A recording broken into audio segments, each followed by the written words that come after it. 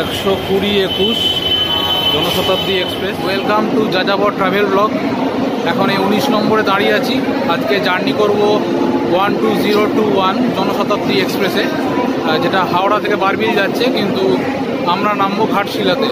আর এদিকে দাঁড়িয়ে রয়েছে হাওড়া পুরী বন্দে ভারত এক্সপ্রেস, 21 নম্বরে দিয়েছে। এটা 6টা 10-এ ছেড়ে যায়, তো এখনই ছাড়বে হয়তো। তো এখন আমাদের প্রায় 10 মিনিট বাকি আছে। তো চলুন আজকে জার্নি করব এবং ট্রেনের জার্নিটা কেমন হয় এবং দুদিন আমরা থাকবো ঘাটশিলাতে, পুরো জার্নিটাই আপনাদের দেখাবো। চলুন। আমাদের কোচ D5, এটা chair car, normal chair car. এটা মোটামুটি মাঝামাঝি ট্রেনের।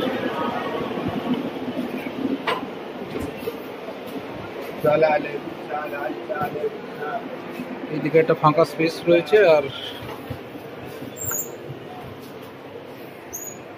এদিকে এরকম ইন্ডিয়ান টয়লেট। মোটামুটি এখন পরিষ্কার, ট্রেন এখনো ছাড়েনি। আর এই হচ্ছে আমাদের ভেতরে সিটিং অ্যারেঞ্জমেন্ট।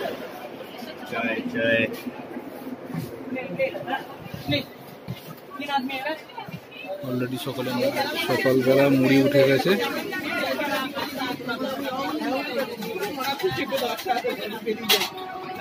দেবাশিস দা, প্রশান্ত দা, রানুদি, শিলাদি আর জেঠিমা যাচ্ছে। আর ওইদিকে কেতকি দিয়ে আছে, কেতকিদির ওইদিকে সিট পড়েছে। তো মোট 7 জন আমরা। এরকম 3 জন করে সিটিং অ্যারেঞ্জমেন্ট। এদিকে 3 জন, এদিকে 3 জন, এইভাবে। আর এইখানে একটা এই যেরকম খাওয়া দাওয়া করার জন্য, খুবই নোংরা, এই ট্রে মতন দেওয়া আছে, মানে চোখে না দেখে এর উপর খাবার খেলে ঠিক আছে। বেসিন নেই। আর এই হচ্ছে পা রাখার জায়গা, লেগ স্পেস অনেকটাই, কিন্তু পা রাখতে গেলে দেখুন পা পুরো ছড়াচ্ছি, তাতেও পা কিন্তু পৌঁছচ্ছে না পা রাখার জায়গায়, অনেকটা দূরে। যাই হোক, প্রতিটা 3 জন সিটের জন্য একটা করে এই যে চার্জিং পয়েন্ট এরকম দেওয়া আছে প্রতিটা সাইডে। এদিকেও রয়েছে, ওদিকেও রয়েছে। আর ওপরে এই লাগেজ রাখার জায়গা। তো নিচে যা লেগ স্পেস আছে, বেশি লাগেজ হলে এখানেও রাখা যেতে পারে। 6টা 20-তে ছাড়ার কথা, 6:30 বাজে, 10 মিনিট লেটে ছাড়লো 19 নম্বর প্ল্যাটফর্ম থেকে। এগুলো জেনারেল বগিতে ওঠার লাইন, এইভাবে সব দাঁড়িয়ে আছে, সিরিয়ালি ওঠার লাইন। এটা শিডিউল টাইম হচ্ছে 6টা 20-তে, আর এটা ঘাটশিলা পৌঁছচ্ছে সকাল 9:03-এ শিডিউল টাইম। তো 10 মিনিট লেটে ছেড়েছে, আর মাঝখানে 2টো স্টপেজ। নেক্সট স্টপেজ হচ্ছে খড়গপুর 7:53, আর তারপরে হচ্ছে ঝাড়গ্রাম 8:26, দেন 9:03-এ হচ্ছে ঘাটশিলা।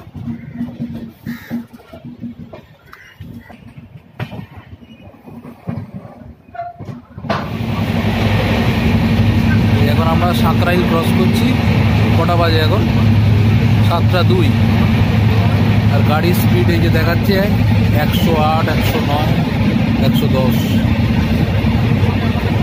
120 পর্যন্ত স্পিড উঠছে।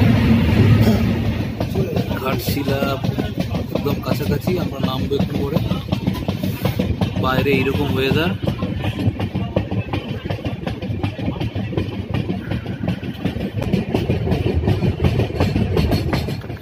সকাল 9:30, 9:03 টাইম, 27 মিনিট লেট গাড়ি। 9:30 এই যে 2 নম্বরে ঢুকেছে গাড়ি, দাঁড়িয়ে আছে। আমরা নেমে গেলাম। নেমে এখান থেকে কাছেই আমাদের হোটেল, তো আগে হোটেলে গিয়ে ঢুকি, তারপর বাকি কথা হচ্ছে। এই হচ্ছে আমাদের হোটেল, হোটেল আকাশদ্বীপ। স্টেশন থেকে জাস্ট পায়ে হেঁটে 1 মিনিট।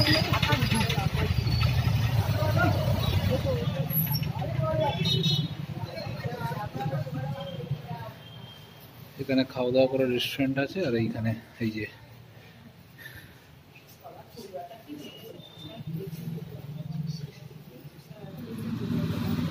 এটা হচ্ছে হোটেলের কার্ড, কন্ট্যাক্ট নাম্বার সব দেওয়া আছে।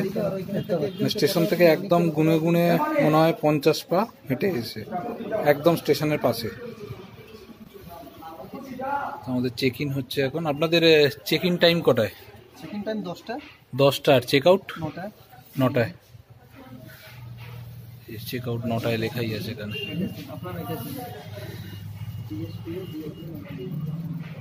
এই হচ্ছে আমাদের দুটো ঘর। এই একটা ঘর, এটা আমরা ছেলেরা সবাই থাকবো, মোটামুটি ঠিকঠাক একটা ঘর। একটা মিরর আছে, ছোট টেবিল আছে, একটা ছোট বসার সোফা বা চেয়ারের মতন, আর এখানে ঢালাও বিছানা, 3-4 জন আরামসে শুয়ে পড়ে যাবে। টিভি আছে। আর মেন হচ্ছে ওয়াশরুমটা দেখাই। এই হচ্ছে ওয়াশরুম, মোটামুটি ঠিকঠাক চলে যায়, কিন্তু কোনো গিজার নেই এখানে। আর পাশের রুমটা হচ্ছে এইখানে সবাই মেয়েদের রুম, এটা একই রকম, কিন্তু এটার ওয়াশরুমটা একটু দেখি। এই একই রকম, মোটামুটি কাজ চালানো, কিন্তু দুটোর কোনোটাতেই কিন্তু গিজার নেই, ফলে গরম জল লাগলে এদেরকে বলতে হবে। তো বেলা 11টা বাজে, আমরা হোটেল থেকে এখন ফ্রেশ হয়ে বেরোচ্ছি। এই হচ্ছে আমাদের গাড়ি। গাড়ির কন্ট্যাক্ট নাম্বার আপনাদের দিয়ে দেবো স্ক্রিনে। এই গাড়ি করে এখন আমরা ঘুরতে বেরোচ্ছি, সবাই একে একে উঠছি। স্টেশনের একদম কাছেই, মানে গাড়িতে জাস্ট মনে হয় মিনিট 5 লাগলো আমাদের পৌঁছতে, রঙ্কিনী মন্দির। তো এইটা আজকে প্রথমে দেখবো, এটা আমাদের আজকে ফার্স্ট ডেস্টিনেশন।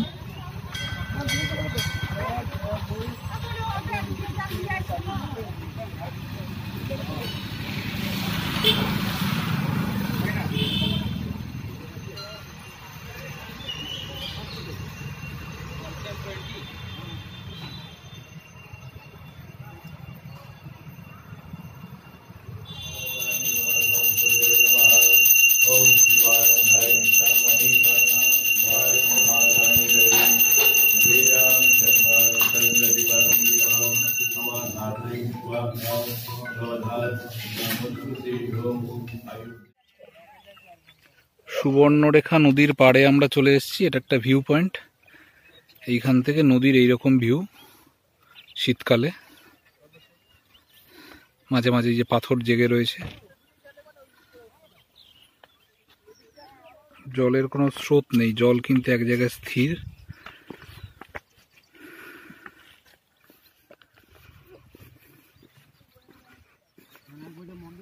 এইখানটা দেখুন জল বেশ পরিষ্কার, কিন্তু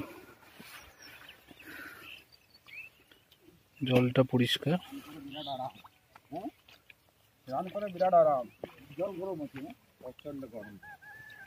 বর্ষায় সব ভর্তি হয়ে যায় না? কোথায়, কোন মন্দির পর্যন্ত? ওই মন্দির অব্দি জল চলে যায় বর্ষায় বলছে।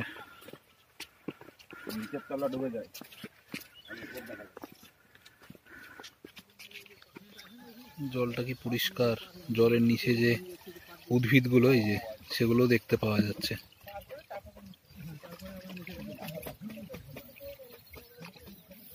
এই হচ্ছে সমগ্র নদী খাতের দৃশ্য, সুবর্ণরেখা নদী।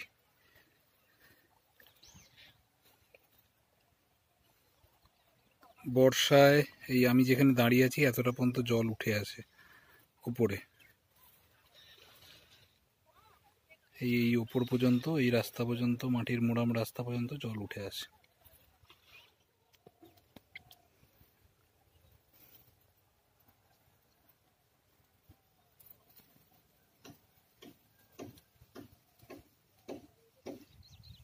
যে কোনো টুরিস্ট স্পটে এটাই হচ্ছে সমস্যা, এগুলো আমার চোখে লাগে। এই যে মানুষ এখানে স্নান করে, নিত্য কাজের জন্য আসে নদীতে, দেখুন কিভাবে জায়গাটা নোংরা হয়ে পড়ে আছে।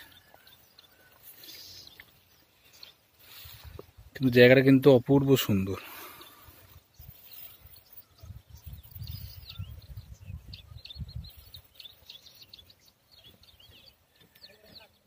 প্রতি কটা জায়গায় একদম কাছে কাছে, জাস্ট এইমাত্র ওই নদীর পাড় থেকে এলাম, 2 মিনিটও গাড়ি চলেনি, এই চলে এলাম চিত্রকূট পাহাড়ে। এটা হেঁটে উঠতে হবে, এই হচ্ছে রাস্তা, এরকম সিঁড়ির মতন ধাপ ধাপ।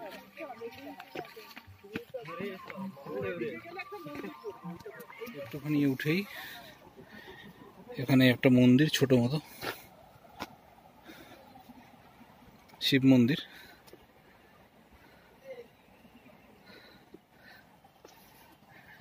এখানে পাশ দিয়ে আবার রাস্তা উঠে গেছে, উপরে কিছু আছে। সকালে যে ট্রেন লাইনে এলাম আমরা, এই যে দূরে এখানে ট্রেন লাইনটা দেখা যাচ্ছে।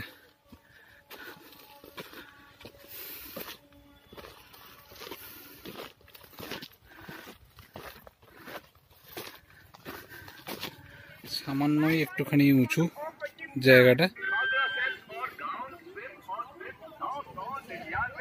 উপর থেকে এইটা হচ্ছে ভিউ।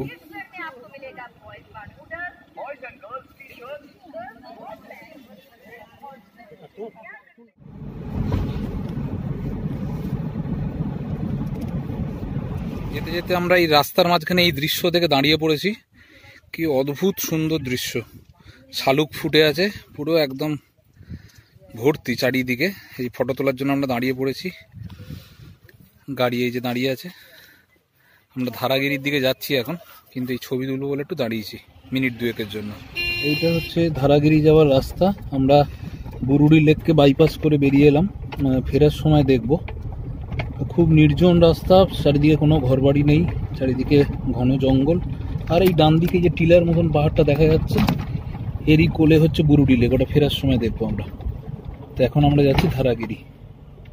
ধারাগিরি ওয়াটারফলস দেখার জন্য এখানে চলে এলাম। কি সুন্দর জায়গাটা, চারিদিকটা নিস্তব্ধ, শুধুমাত্র পর্যটকদের আওয়াজ। আর এরকম টিলার মতন পাহাড় চারিদিকে, হালকা উপরে একটু কুয়াশার মতন হয়ে আছে।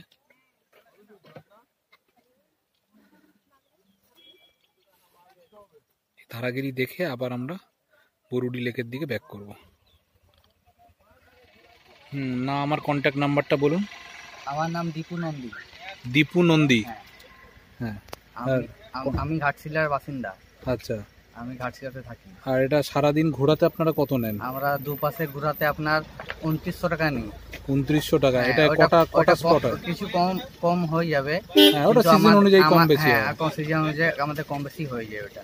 আচ্ছা, আর আপনার ফোন নাম্বারটা একটু দিয়ে দিন। আমার ফোন নাম্বার 9142429106। স্ক্রিনের মধ্যে নাম্বারটা দিয়ে দিচ্ছি ওনার সাথে যোগাযোগ করতে পারেন। ভালো করে ঘুরিয়ে দেবো, হোটেল খুঁজবেন হোটেলেও আমি দিয়ে দিব। এই হচ্ছে এরকম, এই যে এরকম বড় অটোগুলো। এটা কতজন মোটামুটি ক্যাপাসিটি? আপনার ওই 5 জন 6 জন স্যার, 5-6 জন নিয়ে এগুলো ঘোরায়। এই হচ্ছে যাওয়ার রাস্তা, এইখান দিয়ে রাস্তা চলে গেছে। আর এখন যেহেতু শীতকাল, তাই আমরা এক্সপেক্টও করছি না যে ওয়াটারফলে বেশি জল পাবো। এখন জল কমই থাকবে। বর্ষাকালে এলে এই জায়গাগুলো দেখতে আরো ভালো লাগে। যাই হোক, যখন এসছি অন্তত জায়গাটা একটু দেখে যাই। এই রাস্তা দিয়ে যাচ্ছে, আর চারিদিকটা এরকম এই টিলার মতন পাহাড় পরিবেষ্টিত চারিদিকে রয়েছে।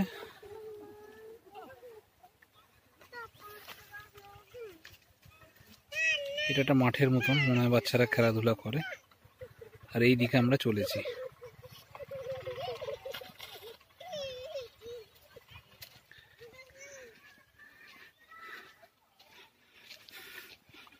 এগিয়ে চলেছি আমরা ধারাগিরি ওয়াটারফলসের দিকে।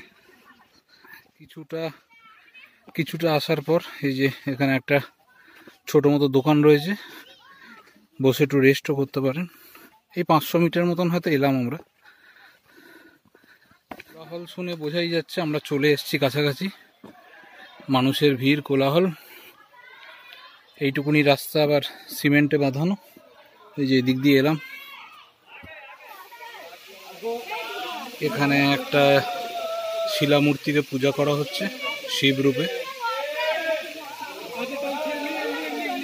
আর এইখানে হচ্ছে সেই ওয়াটারফল, একদম ক্ষীণকায় তার রূপ। শীতকালে, বর্ষার জলে পুষ্ট।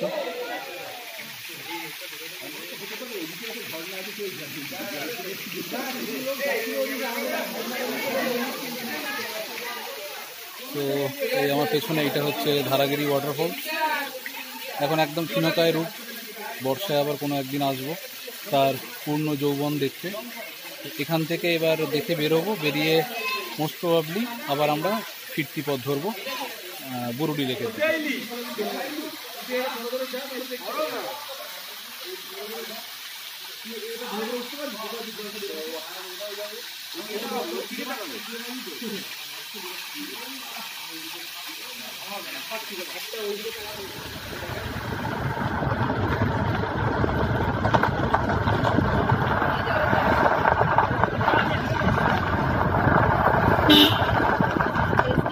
ধারাগিরি ওয়াটারফলস দেখে আমরা এখন এই ফিরছি বুরুডি লেকের দিকে, আর ওইখানেই আমরা লাঞ্চ করব। এখন বাজে প্রায় 3:15। আর এই ধারাগিরি ওয়াটারফলসে যখন ছিলাম এয়ারটেল বা জিও কোনোটারই কিন্তু টাওয়ার ছিল না। এবার এই বুরুডির দিকে যত যাচ্ছি আস্তে আস্তে কিন্তু ফোনের টাওয়ার আসছে। আর এই যে সবাই এখন একটু ক্লান্ত পরিশ্রান্ত, লাঞ্চ হয়নি, সবাই খাওয়া দাওয়া করবো। হ্যাঁ, আমরা সর্ষে ফুলের ছবি তুললাম, সর্ষের ক্ষেত, মাটির বাড়ি। তো চলুন আস্তে এগোতে থাকি, লাঞ্চ করব, তারপর হোটেলের দিকে ব্যাক করব।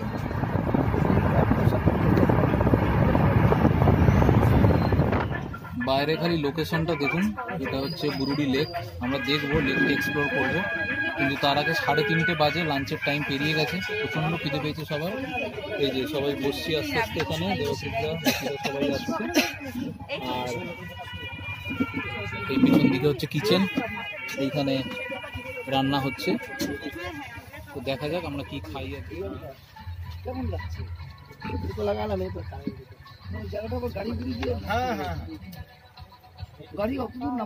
এইটার জন্যই আমাদের একটু ওয়েট করা, সেটা হচ্ছে দেশি চিকেন, আজকে স্টার আইটেম লাঞ্চে।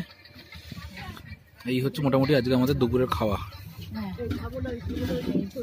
এখন দেশি চিকেন দিয়ে খাচ্ছি, মানে টেস্ট একবারে মাটন ফেল, একদম এত ভালো টেস্ট। দেবশিস তো কেমন হয়েছে বলো? খুব ভালো হয়েছে, ঝোল টোল দারুণ হয়েছে।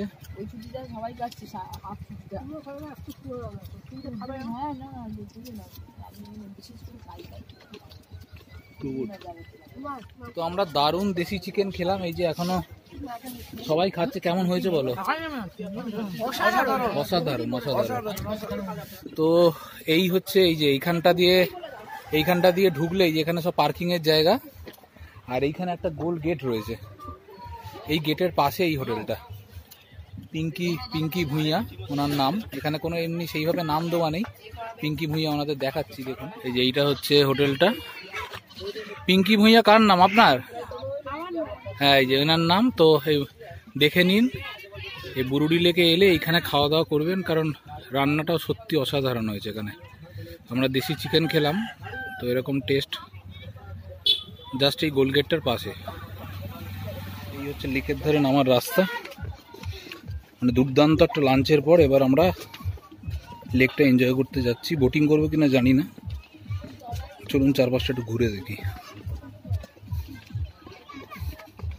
এইটা হচ্ছে বোটিং এর টিকিট কাউন্টার। এটা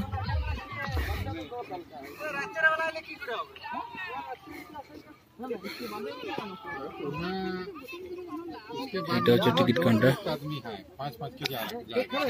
দাদা, বোটিং এর কি চার্জ আছে? 100 টাকা। কতক্ষণ ঘোরায় এটা? পুরো এক রাউন্ড।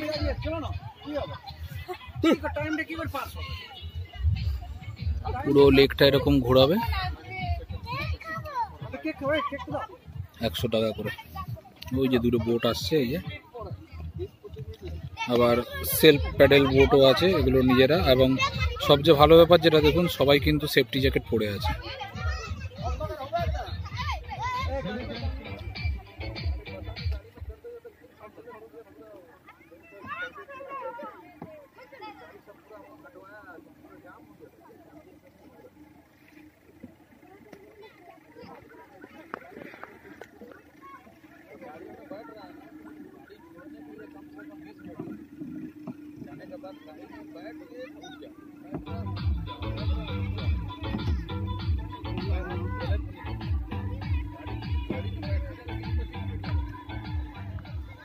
বুরুডি লেক থেকে এবার আমরা বেরিয়ে যাচ্ছি।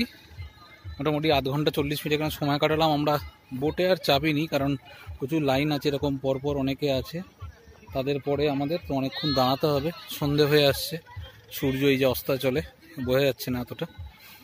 তো আমরা আস্তে আস্তে দেখি এবার এখান থেকে আর কোথাও যাই নাকি এখান থেকে সোজা আমরা হোটেল ফিরবো, কারণ এখন বাজে প্রায় 4:45।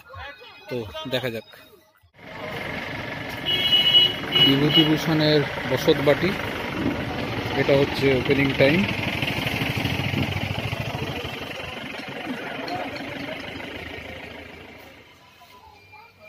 এই হচ্ছে তার আবক্ষ মূর্তি।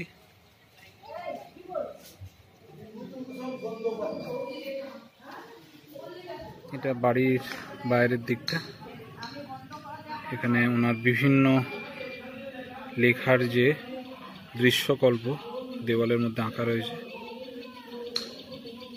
এখানে একটা মুক্ত মঞ্চ রয়েছে,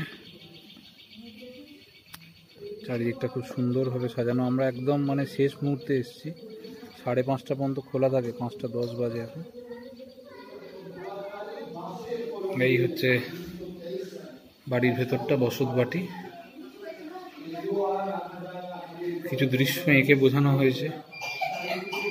গৌরীকুঞ্জে প্রবেশ করছেন।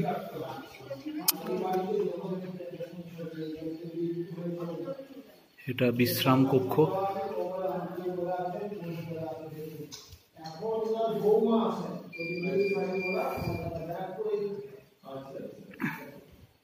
ওনার ব্যবহৃত আসবাবপত্র এবং অরিজিনাল বাড়ির ছবি, ওনার লেখা পোস্টকার্ড সব এখানে সংরক্ষণ করা হয়েছে।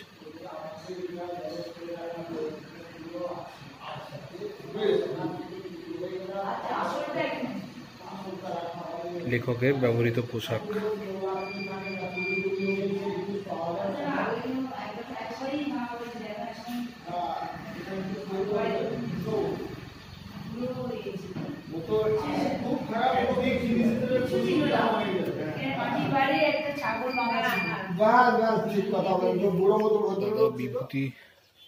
দাদা বিভূতিভূষণের আম খাওয়ার জন্য ভাই নটু বিহারী এই আম গাছটা লাগিয়েছিলেন, এখনো রয়েছে।